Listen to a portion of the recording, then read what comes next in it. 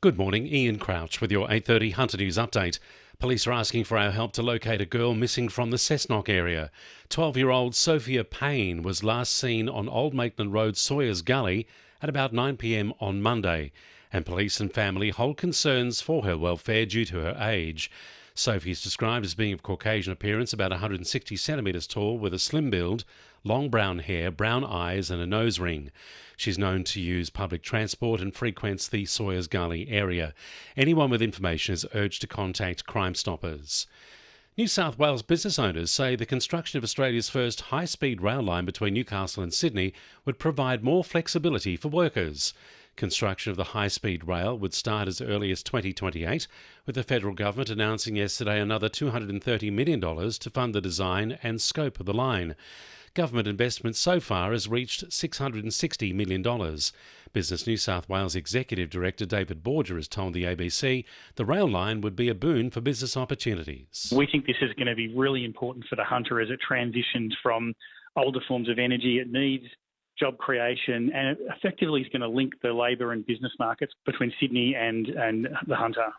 Newcastle Council hopes to restart talks with the state government for financial support for residents impacted by the New Lambton landslip. Councillors last night voted unanimously to write to the state's Reconstruction Authority to push for financial support for the residents of the 16 impacted homes and funding to remediate the entire slope of land where the houses are situated. Council also wants property buybacks to be included in the support package.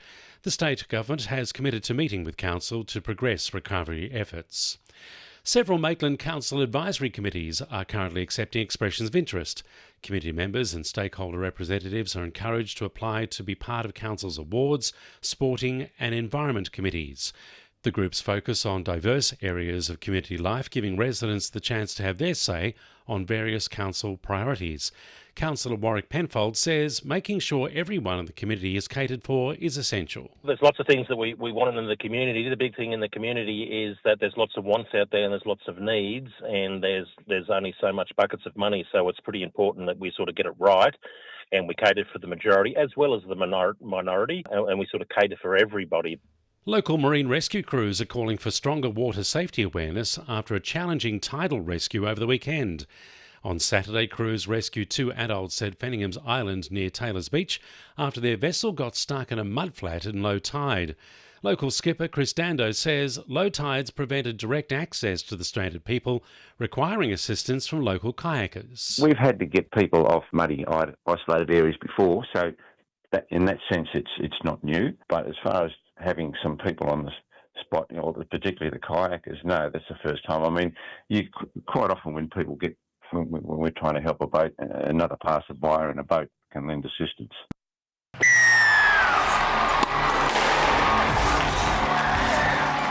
To NURFM Sport. Knights import Dylan Brown will wear the number 7 jersey this Sunday against the Cowboys in Las Vegas. This comes as a surprise to fans after Brown played at 5/8 in the trial matches. Coach Justin Holbrook says he's ready to step up into the role. Where he's come from at Parramatta, he's always had a dominant halves punt, so he hasn't had to play that role, but he's totally comfortably organising the side and playing. From a playing point of view, it won't change the way he plays. I think, we've got to have some unpredictability with him, Sharpie and Kalen. The Hunter Coast women's side are looking to field a first-grade squad next season in the New South Wales Premier Cricket. This follows their minor premiership in just their 4th season of the under-18 competition. Club President Julie Wharton says they've already received more than 60 expressions of interest.